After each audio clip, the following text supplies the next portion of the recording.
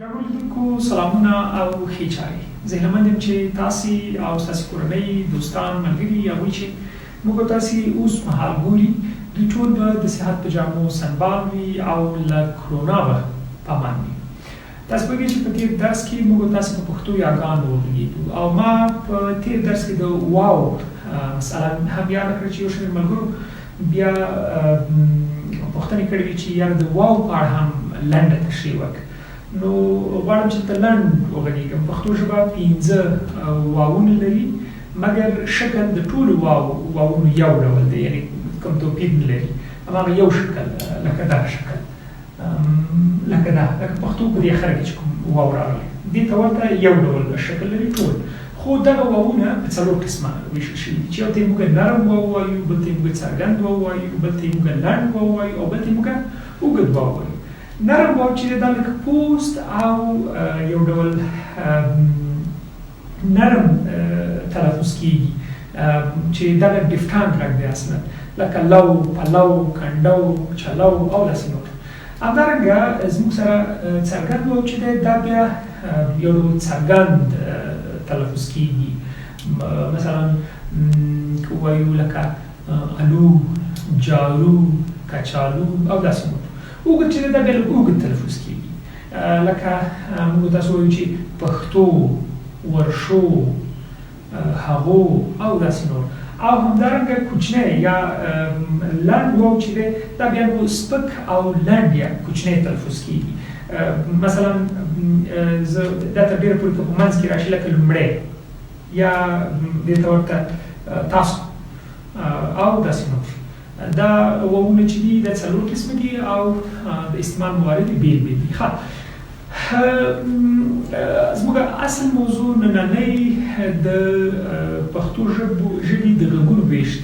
که تاسې د نړۍ نورو ژبو ته وګورئ په هغوی کې فونیمونه یا غږونه چې دي دا په 15، 6 او 8 قسمونو ویشل شوي دي، په بېلابېلو کټګوریو ویشلي دي. په پښتو ژبه کې پخوانیو ګرامرونو ته په کتو دغه ویش په 15 قسمه شوی دی، یعنی 15 برخې ویشلي دي. خو د معاصرې ژبپوهنې په اساس دغه ویش چې دی دا 4 کټګوري لري، یعنی 4 برخو باندې د پښتو ژبې غږونه ویشل شوي دي چې هغه واولونه دي، کانسوننټونه دي، سیمې واول چې په دې کې یو د نظر اختلاف موجود دی، یا متاثره یا اغیزمن غږونه دي، او همدارنګه غبرګ غږونه دي.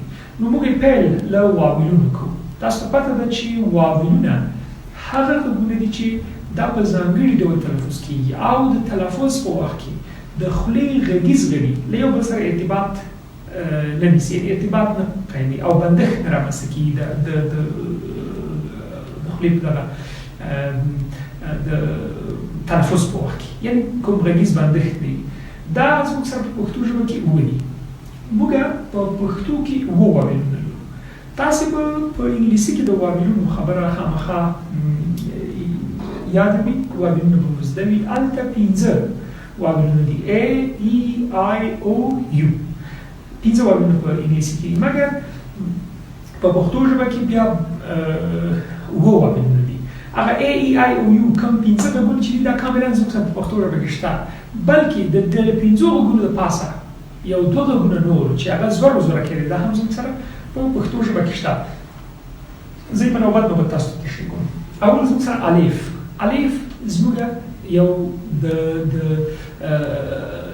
یو غږیز واول دی چې په ځانګړي ډول تلفظ کېږي او په غږیزو غړو ترمنځ کوم بندښت نه واقع کېږي. که چېرته واولونه په نورو غږونو سره یو ځای رانشي نو کلمه نه جوړېږي، د کلمې هسته نه جوړېږي. نو پکار دا ده چې واول وي، یعنی که تاسې وګورئ چې داسې کلمه چې په هغې کې واول نه وي راغلی هېڅکله به تلفظ نه شي. نو له واوله پرته د کلمې تلفظ سخت دی. نو پکار دا ده چې واول پکې وي او داسې کلمه هم نشته چې په هغې کې واول نه وي. لکه د الف واول دی، د دې غږ چې دی آ دی، آ تاسو تلفظ کوئ آ، لکه ښکلا، رڼا، وفا، کرونا. نو تاسې د کرونا کلمه مې درته ځکه راوړې چې دې وخت کې د کرونا موضوعات ډېر ګرم دي. نو کرونا یا په الف باندې پای ته رسېدي ده چې وایي د الف واویل. بل زموږ سره زور دی. د زور غږ چې دی دا زموږ سره یو داسې واویل دی چې دا شکل نه لري. البته موږ تاسې هغه وخت چې کله د کلماتو په پای کې راشي هغه ګردکه هی غوندې شاته ورچو دا کار مګر د کلماتو په منځ کې راشي دا موږ شکل دې لپاره نه لرو او نه یې لیکو. خو غږ چې دی د ا غږ دی. ا تاسې تلفظ کوئ ا ا ا لکه لښته، مڼه، خوږه، رڼا. کله کله که تاسې د زور او د زورکي ترمنځ په توپیر نه پوهېږئ نو یوه کلمه له ځان سره یاد وساتئ. خوږه، د خوږه کلمه ډېره ویښشم خوږه کلمه خوږه ده. نو د هغه د خوږه کلمه له ځان سره یاد وساتئ نو تاسې بیا پوهېږئ چې دا په زور پای ته رسېدلی. بل زورکی دی. د دې غږ چې دی زموږ سره ا دی. تاسې تلفظ کوئ ا ا ا لکه تره، زړه، نیکه، کاته. که چېرته دا د کلماتو په منځ کې داسې شکل نه لري خو که پای کې راشي هماغه ګردکه هی ده. خو په د کوزي پښتونخوا وروڼه بیا په املا کې کله چې د هغه کلمات چې په زورکي پای ته رسېدلي وي هغوی د دغه ګردک هی په سر باندې یو داسې امزه ورکوي. دا په دې خاطر ورکوي چې د زورکي له زور سره توپیر وشي. په حیث د ژبپوهنې د یو لاروي او یا په حیث د ژبپوهنې یا د دغه برخې د یو شاګرد ما لپاره دغه چې پاسه په یو زور ورکوي یا یوه نښه ورکوي چې هغه هر ډول نښه وي چې موږ پوه شو چې دا زورکی دی او دا زور دی. ما لپاره دا قابل قناعت موضوع ده. نو پکار ده چې دا وکارول شي. بله زموږ سره اوږده یا ده. د دې غږ چې دی زموږ سره ای دی. لکه څنګه چې ما پرون تاسو ته تشریح کړه. ای لکه مڼې، خوږې، رڼې، شیدې او دې ته ورته نور مثالونه تاسې کولی شئ چې له ځان سره په یاد وساتئ. بله یاد وبخئ واول غږ زموږ سره د څرګند یاد دی. د دې غږ چې دی زموږ سره ای دی. تاسې تلفظ کوئ له ځان سره ای ای ای لکه سړي، دوستي، منګي، ښادي، راځي، ورځي او داسې نور. دا تر دې مهاله زموږ سره کوم غږونه شو؟ 5 واویلونه دي. ګورئ زه تاسو د الف غږ چې دی د انګلیسي له ا سره معادل دی. صحیح؟ د اوږدې یا قدم هغه فونیټیک الفبا شکل بې دی که نه؟ ای دی آی دی او دی یو یعنې 5 دا شرط کې فقط دغه دوه زورکی په هغو کې نشته. مګر موږ یې دلته په پښتو ژبه کې لرو. بل زموږ سره اوږد واو دی چې دا تقریبا اوږد تلفظ کېږي لکه پښتو، ورشو، شادو او داسې نور. پښتو کې مثلا هغه لنډۍ ده چې جانان له ما سره پښتو کړي چې سترګې تورې کړي لکۍ ورته پرېږدي. دا اوږد واو دی. دې ته هم موږ واویل وایو. بل زموږ سره څرګند واو دی چې دا څرګند تلفظ کېږي لکه وایو چې سالو، چاقو، جارو او دې ورته نور. لنډۍ دې کې هم دا وایي چې په سور سالو کې ګناه نشته، ګناه جنۍ کې ده چې رنګ بنګزي نه. نو دا زموږ سره واویلونه دي. پکار دا ده چې موږ او تاسې د دغه واویلونو په کارونه د دغه واویلونو په ځانګړنې او په دې مسایلو پوه شو. ښه یوه مسله تاسو ته زه غواړم چې یادونه وکړم. تاسو پوهېږئ چې پښتانه هغه چې په خټه پښتانه وي هغه کلمات چې دا پښتو وي که انګلیسي وي که د دراوړي یا د دراویډي د ژبو له کورنیو نه وي او پیل یې په کانسونینټ شوی وي. د کانسونینټ له غږ سره یو بل غږ هم هغه هم کانسونینټ وي. یو ځای دوه کانسونینټونه خوا په خوا راغلي وي. دا پښتانه صحیح تلفظ کولی شي. زه غواړم د تاسو ته یو څو مثالونه ووایم. دا پښتانه صحیح تلفظ کولی شي مګر غیر پښتانه په ځانګړي ډول دری ژبې او یا فارسي ژبې وروڼه هغوی دا بیا درست نشي تلفظ کولی. وجه دا ده چې موږ چې کله کلسټر د کلمې په پیل کې راشي موږ یې صحیح تلفظ کوو. اوس زه تاسو یو مثال لیکم موږ یې صحیح وایو خو که چېرته غیر پښتانه نومونه یې تلفظ کېږي بیا به یې لږه نادرست تلفظ کېږي لکه شپه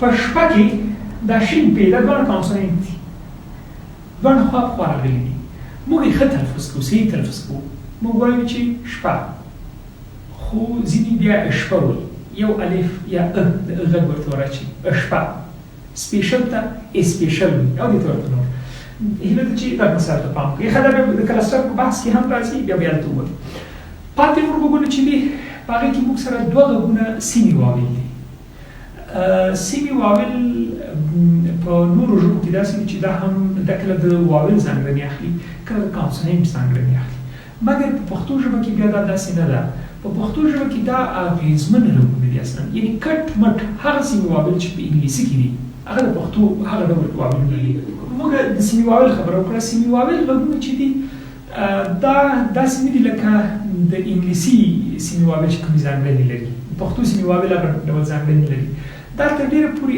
اغېزمن شوي غږونه دي چې کله به د واویل اغېزمن وي کله به د کانسونینټ اغېزمن وي هغه دا چې په انګلیسي کې دا درست نشي اجرا کولی ښه دا به بیا موږ په ډیفټانګ یا په غبرګو غږونو کې دا کاروو په هغې کې به دی د سیمې واویل دنده سرته رسوي مثلا زه وایم چې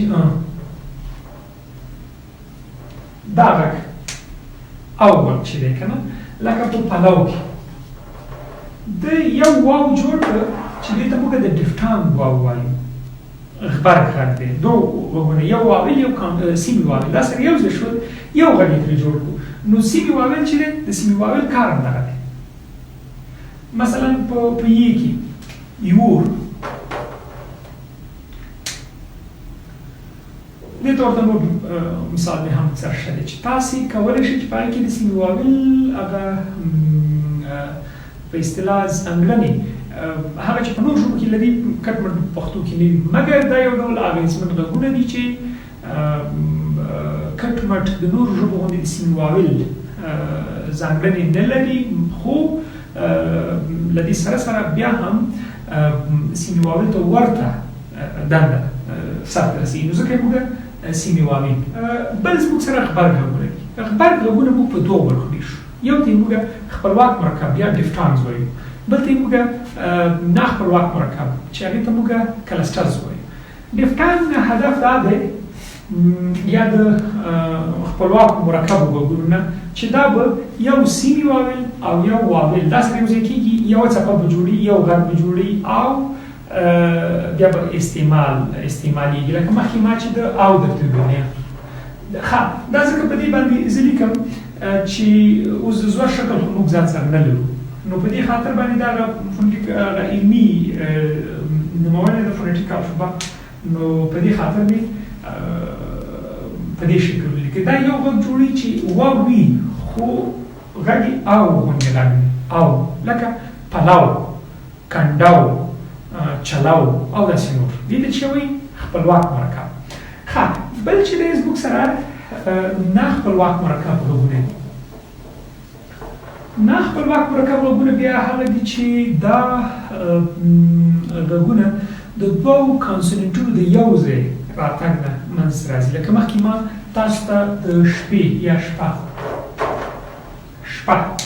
غږ درته چې دا غږ چې دی دا شین او پې دا دواړه کانسونینټونه دي خوا په خوا راغلي دي او د دې تلفظ بیا لږ سخت وي په تلفظ کې لږ سختوالی رامنځته کېږي خو نور هېڅ توپیر نشته دی پکې او یعنې تلفظ کېږي خو سختي رامنځته کېږي تاسو پوهېږئ چې دا واویل چې په د کلماتو یا د کلمې په منځ اخر سر دې کې راځي دا دغه تلفظ ته روانوالی ورکوي په دې خاطر چې تلفظ روان شي ځکه یوازې کانسونینټ خو نه تلفظ کېږي نو په دې خاطر واویلونه پکې منځته راځي وروستۍ برخه بیا زموږ د کانسونینټونو ده چې پاتې ټول غږونه زموږ سره کانسونینټونه دي چې په ځانګړي ډول نه تلفظ کېږي خو تلفظ به د واویلو ډیفټانګزو کلسټرو ښه کلسټر خو تر ډېره پورې خپلواک دي سیمې واویل د دې په مرسته به بیا د تلفظ حرکت مومي لکه بې پې جیم چې داسې نور دا غږونه څنګه دي کانسونینټونه دي زه هیلهمند یم چې د واویلونو یا د غږونو د طبقه بندۍ نه به مو څه اخیستي وي طبیعي خېژاوي